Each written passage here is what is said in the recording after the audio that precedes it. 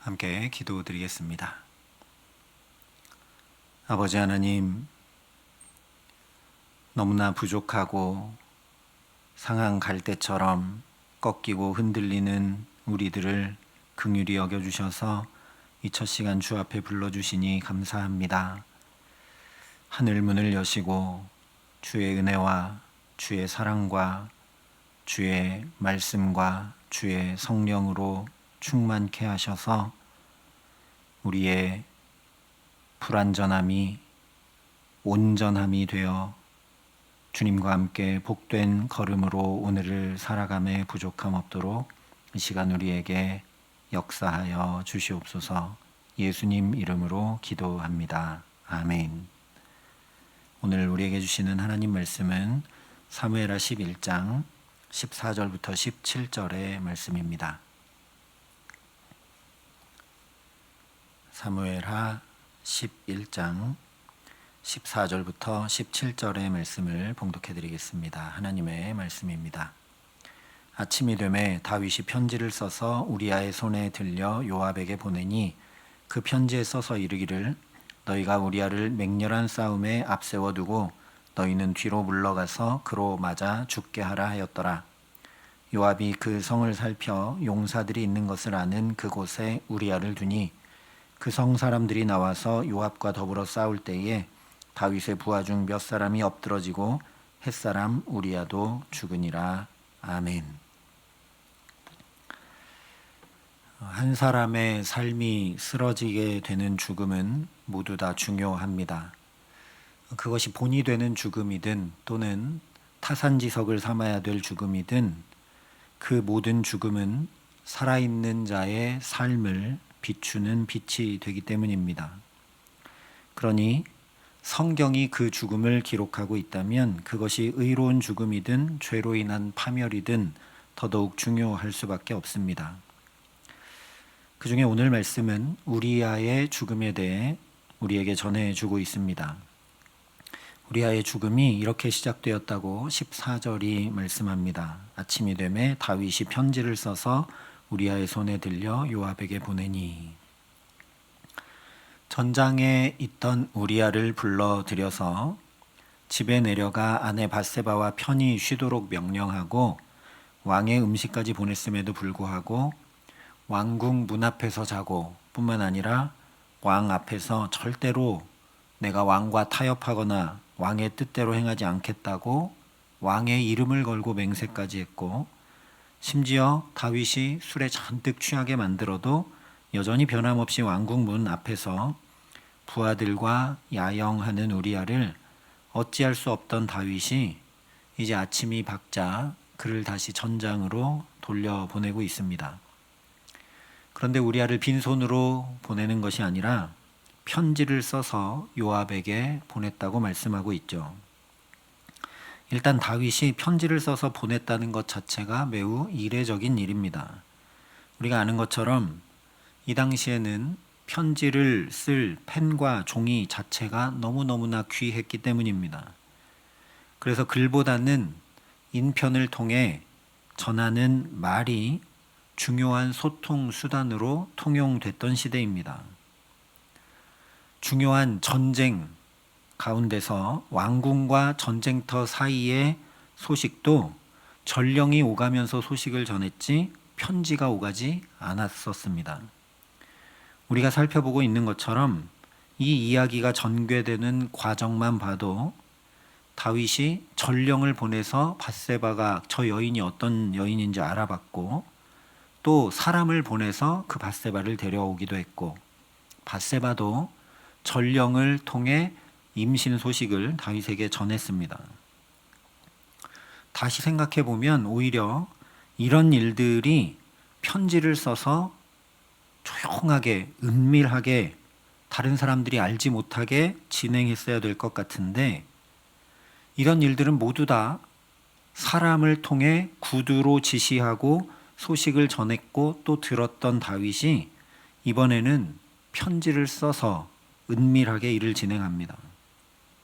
물론 이어지는 편지의 내용을 보면 다윗이 편지를 써서 전한 것이 당연해 보입니다. 15절에 그 편지에 써서 이르기를 너희가 우리아를 맹렬한 싸움에 앞세워 두고 너희는 뒤로 물러가서 그로 맞아 죽게 하라 하였더라 말씀하고 있기 때문입니다. 그러니 다윗이 얼마나 사악하게 행하고 있는지 알게 됩니다. 몰래 다른 장수나 부하들을 통해 또는 따로 전령을 보내서 전해도 될 것을, 쉽게 얘기하면 사형을 받게 될 당사자인 우리아의 손에 들려 보내서 그 편지를 요압에게 전하게 하고 있기 때문입니다. 또한 여기 예루살렘에 우리아가 돌아와 있는 동안 계속해서 왕에게 억울함을 항소하고 또 항소했는데 하나도 듣지 않고 깡그리 무시한 채 우리아를 전장으로 내몰아 버리는 잔혹하고 냉혹한 처사이기 때문입니다. 물론 고대 왕으로서, 절대 군주로서 나는 못할 것이 없다, 내 입에서 말이 나가면 다 그대로 된다 라고 여기고 행하는 것이기 때문에 다윗의 의지와 뜻과 계획을 관철시키려고 이렇게 죄의 죄를 더해 가고 있는 것에 대해서는 우리가 굳이 더 자세히 이야기할 필요가 없습니다. 하지만 우리아 편에서는 우리가 다시 생각해 봐야 될 것들이 있습니다.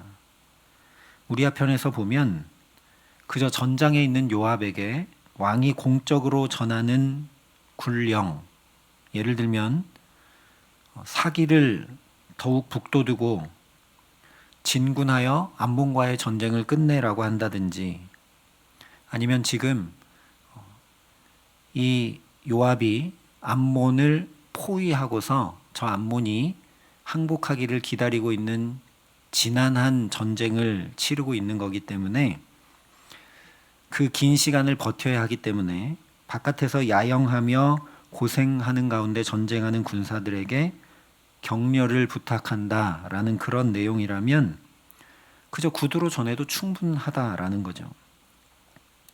그러니 전장으로 돌아가는 자신에게 다윗이 편지를 써서 직접 손에 들려 요압에게 전하라고 하는 것 자체로 우리아는 충분히 거기 쓰여 있는 내용을 짐작할 수밖에 없었을 겁니다.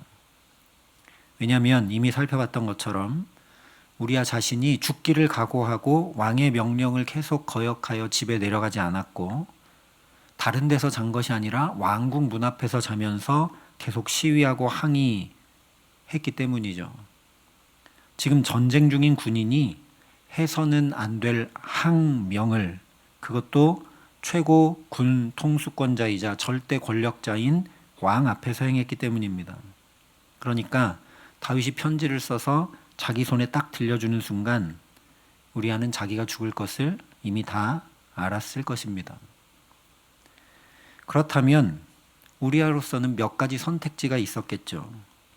첫 번째는 다윗 왕 앞에서는 아니겠으나 예를 들면 요압에게 가기 전에 편지를 열어서 보고 그 편지를 요압에게 전하면서 나도 그 내용을 안다 얘기하고 다윗에게 반역을 일으킬 수 있습니다. 나중에 살피겠지만 우리아를 전장에 내몰아 다윗의 명령을 행하여 우리아가 죽게 한 군대 장관 요압마저도 다윗이 그렇게 한 처사를 비판합니다. 그러니까 우리아로서는 이 편지를 열어보고 그렇게 군사들을 함께 모아서 다윗에게 반역을 일으킬 수 있는 여지가 충분히 있었다는 거죠. 그러나 그렇게 하는 건 지금까지 선을 지키고 절제하고 분노하지 않고 행하던 모든 것을 다 물거품으로 만드는 일이고, 자기 분노, 꾹꾹 눌러왔던 그 분노를 극대화해서 표출하는 것일 뿐 아니라 다윗과 똑같이 자기 마음과 계획에 따라 행하는 것일 뿐이기 때문입니다. 두 번째 선택지는 우리아 혼자든지 아니면 아내 밧세바와 함께든지 다른 나라로 망명해 가는 겁니다.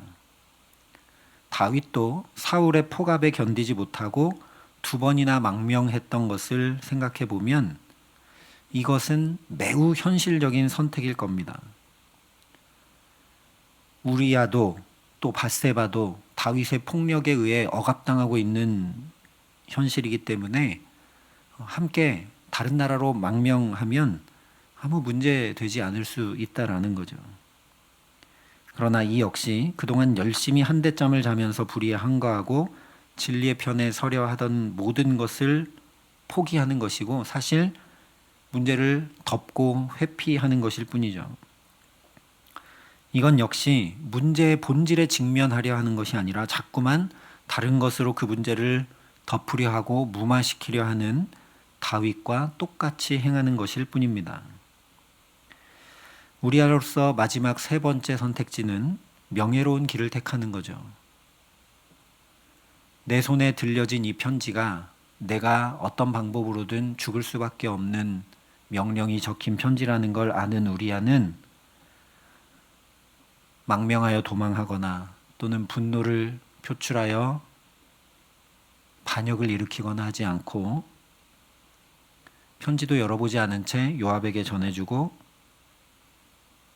이 명예로운 길을 택합니다. 끝까지 충성스러운 신하, 용맹스런 장수로 남아서 명예롭게 죽는 길을 택한 것이죠. 물론 이런 우리아의 선택에 대해서 어떤 신앙적 의미, 영적인 의미를 부여하기는 어렵습니다. 성경 그 어디에도 우리아에 대해서 그가 의롭다, 선하다라고 한 말씀이 없기 때문입니다. 그럼에도 불구하고 이런 우리아의 모습, 그의 선택과 결정에 대해서 성경이 전하고 있는 이유가 있습니다. 고대 사회는 그 무엇보다, 심지어 목숨보다 명예가 중요한 사회였습니다. 오늘날 우리는 실리와 물질이 훨씬 더 중요하기 때문에 잘 이해가 안 되지만 고대 사회에서는 명예가 무너지면 너무나 치욕스러워했고 그 명예를 지키기 위해 목숨을 걸었습니다.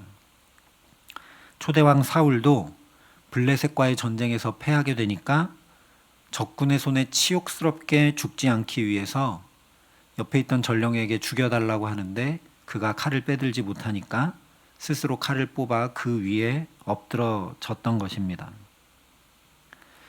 이처럼 우리아는 최소한 신하로서, 군인으로서, 장수로서 명예를 지켰다는 거죠. 사무엘하 23장에 가보면 다윗이 왕이 되기 전부터 그 어려운 시절부터 쭉 함께했던 충실하고 용맹한 장수들 37명을 쭉 소개하고 맨 마지막에 햇사람 우리아라 이상 총수가 37명이었더라 말씀하며 마칩니다.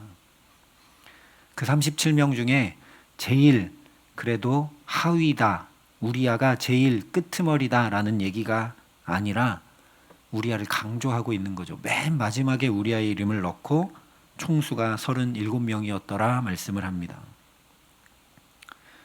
그러니까 오늘 말씀은 처음부터 어려운 시절부터 영광의 시절까지 다윗과 함께하며 충성을 다하고 신실했던 그 우리아의 모습을 통해 신의조차 지키지 못하는 다윗의 모습을 대비시켜 보여주고 있는 것입니다. 또한 그냥 우리아가 죽었다라고 하지 않고 햇사람 우리아도 죽으니라 말씀을 합니다. 우리아가 햇사람이라는 것은 이미 처음부터 밧세바에 대해 얘기할 때 햇사람 우리아의 아내라고 다 얘기했습니다. 굳이 햇사람이라고 이야기 안 해도 되는데 햇사람 우리아도 죽었다 이렇게 말씀을 합니다. 다시 얘기하면 우리아는 이스라엘 민족이 아니라 햇사람, 즉 이방 민족이라는 말씀입니다. 그러니까 이방인도 이렇게 신의를 지키고 명예를 지킬 줄 아는데 이스라엘 사람들이 개보다도 못하게 여기는 이방인보다도 못한 다윗의 모습을 보라고 성경이 고발해주고 있는 겁니다. 하나님을 떠나게 되면 하나님의 백성은 누구나 다 세상 사람들보다 훨씬 더 못하게 된다라는 걸 분명히 알라는 말씀이 오늘 말씀이라는 거죠. 그러니까 오늘 우리는 어떠한지 이 말씀에 비추어 생각해 보아야 하겠습니다. 우리아처럼 세상 사람들도 정직할 줄 알고 신실할 줄 알고 충성할 줄 알고 명예를 지킬 줄 아는데 하나님 앞에 사는 우리들은 어떠한지 살피고 깨우치도록 하는 말씀이 바로 오늘 말씀이기 때문입니다. 예수님께서 분명히 말씀해 주셨습니다. 너희가 너희를 사랑하는 자를 사랑하면 무슨 상이 있으리요? 세리도 이같이 아니하느냐. 또 너희가 너희 형제에게만 무난하면 남보다 더하는 것이 무엇이냐? 이방인들도 이같이 아니하느냐. 그러므로 하늘에 계신 너희 아버지의 온전하심과 같이 너희도 온전하라. 예수님의 이 말씀 앞에 먼저 나의 예배는 신실한가? 나의 섬김은 충성스러운가? 나의 신앙은 타협하는 것이 아니라 명예로운가? 점검하고 살필 수 있기를 바랍니다. 세상 사람들보다 나은 모습으로 도전을 주고 하나님 바라볼 수 있도록 부름받은 우리이지만 주님의 이 말씀 앞에 점검하며 살펴볼수록 오늘 다윗과 같이 세상 사람들보다 나은 것이 하나 없어 보일지도 모르겠습니다. 다윗처럼 내가 하려고 하면 세상 사람들보다 더 못하게 됩니다. 우리는 주님을 믿고 의지할 때만, 주님 곁을 떠나지 않고 주님께 더 가까이 나아갈 때만 세상보다 나을 수 있습니다. 우리가 빛이 아니고 주님이 빛이시고, 우리가 힘과 능력이 아니라 주님이 힘과 능력 되시며, 우리가 구원이 아니라 주님만 구원이시기 때문입니다. 그러니 오늘도 오직 온전하신 하나님 한 분만 모시고 의지하며 살아가는 저와 여러분 될 수 있기를 간절히 기도합니다. 그래서 참으로 주의 온전하심과 같이 온전한 은혜와 복 가운데 살아가게 하시는 귀한 은총 더해 주시기를 예수님의 이름으로 간절히 축원합니다. 함께 기도하시겠습니다. 아버지 하나님, 주님 없이는 세상 사람들보다, 이방인보다 더 못한 다윗의 모습을 오늘 우리에게 보여주시고 깨우쳐 주시니 감사합니다. 내가 잘 사는 것 같지만 주님 곁에 꼭 붙어 있지 아니하면, 주님께 더 가까이 나아가지 아니하면, 주님께 만단사정을 아뢰고 간구하고 의지하지 아니하면 저 세상 사람들보다 훨씬 더 못할 수밖에 없음을 주님 앞에 고백합니다. 그래서 이 첫 시간 주 앞에 매달리고 의지하며 기도와 간구로 나아가오니 우리에게 은혜 위에 은혜를 더하여 주시옵소서. 하나님의 온전하심과 같이 너희도 온전하라 하셨으니 온전하신 주님, 오늘도 우리를 온전하게 붙들어 주셔서 좌우로 치우침 없게 하시고 죄와 시험과 유혹에 넘어지지 아니하도록 함께하여 주셔서 세상에 빛을 발하고 도전을 주고 또 하나님의 영광을 드러낼 수 있도록 빛 되신 주님, 생명 되신 주님, 능력 되신 주님, 구원 되신 주님, 우리 삶에 충만히 임하시고 함께 하시고 역사하여 주시옵소서.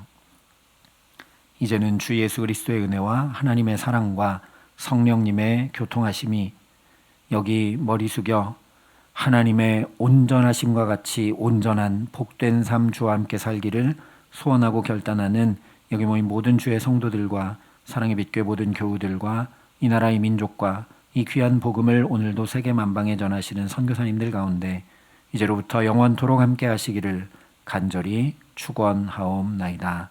아멘.